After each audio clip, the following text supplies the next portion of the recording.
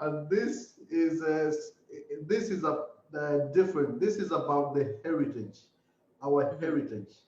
Hmm. So, how important is it for us, people who are here living in the diaspora, to celebrate and celebrate our heritage? It's extremely important for us to celebrate our heritage.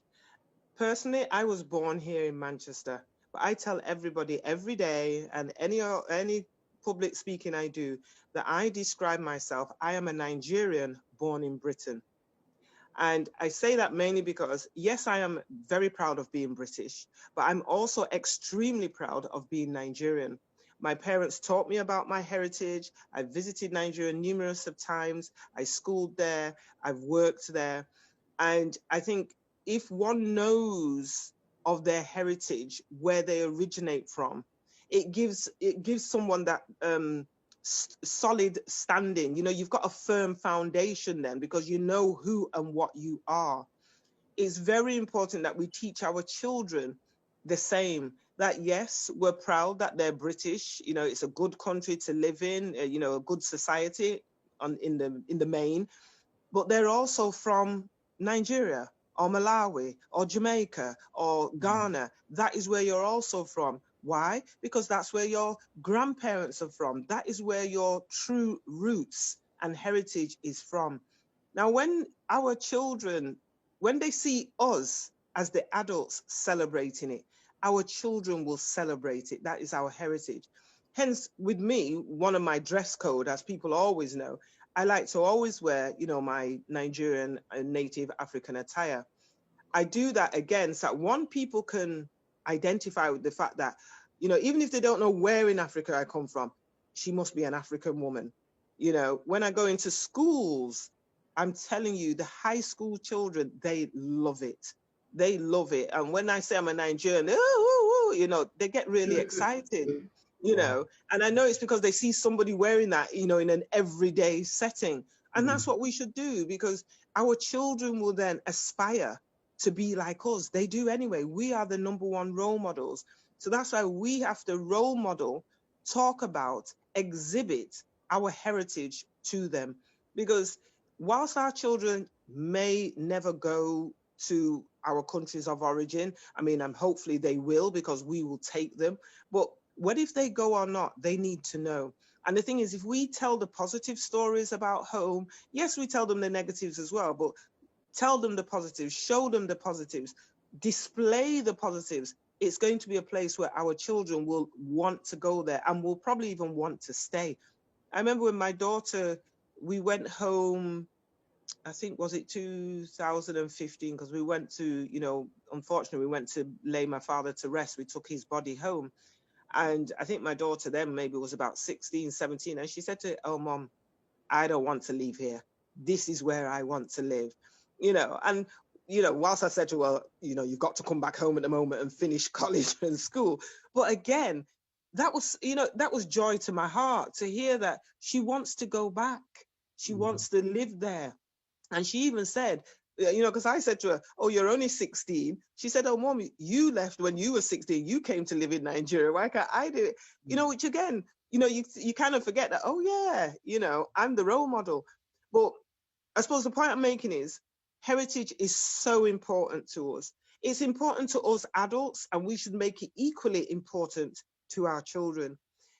Another thing I'd like to say is, too many a time I hear parents using back home as a beating stick. That, oh, if you're naughty, I will send you home. If you don't behave, I'm going to send you home. And I understand what they mean, but our children of today don't understand what they mean, especially if you don't explain it. They then see home as being this negative place, as being a sort of a prison, which is, millions of miles away, a place with no food, a place with no cars or no modern amenities. And we all know that our countries are probably more modern than this country that we're living in, you Yeah. know. So again, it's not to use home as a beating stick, as a negative place, and use home as a place that you go on holiday. It doesn't always have to be Spain.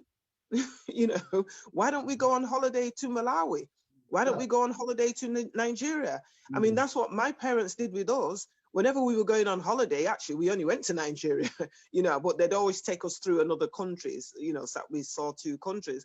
But that's what we should be doing, because that's how we build up the knowledge and experience of our heritage and our culture to our children. The only way to learn about one's culture is to actually immerse yourself in it.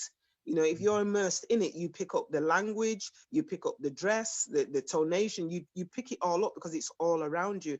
That's how I learned my language, by being immersed in it. And, you know, I picked it up. So, I mean, I can talk on heritage and culture forever, because I think it is so, so important, because we have a beginning, you know, we do have a beginning. And, you know, in this, especially in this day and time, the conversations that we're having in the UK, you know, around racism and Black Lives Matter, I mean, all the more so that we should be talking about our own heritage, that, you know what, actually, we know exactly where we're from. You know, and actually, we know exactly how to go back home. You know, actually, when I talk about home, I'm talking about Nigeria, you know, or Malawi, not just the house down the road. When I talk about home, this is what home means to me. And we should endeavor to put that, you know, within our children.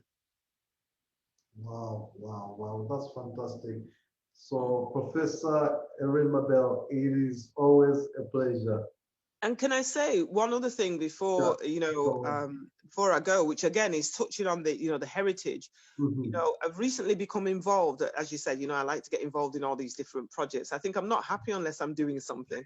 But I've recently become involved in another project called House of Ancestry, and it's going to be House of Ancestry UK. And basically, now listen to this, what that organization is endeavoring to do is actually trace people's DNA back to Africa. Wow. And not only back to Africa, but to the actual country and then even the tribe that people are from, you know. So yes, I mean, people like yourself and me, we know where we're from, but you know, there are other people that yearn to go back to Africa because they know that's where they originated from, but you know, they don't know where to begin. So, you know, we're bringing something along. We're supposed to have launched it this year, but because of COVID, we couldn't. So next year, we're going to launch it next year, and it will give people the opportunity to trace their DNA and trace their ancestry. And also, one of the things we're going to be looking at doing is actually organizing excursions to different African countries. So I'll be checking on you, Alan. I'll be coming to you when we want to go to Malawi. Okay.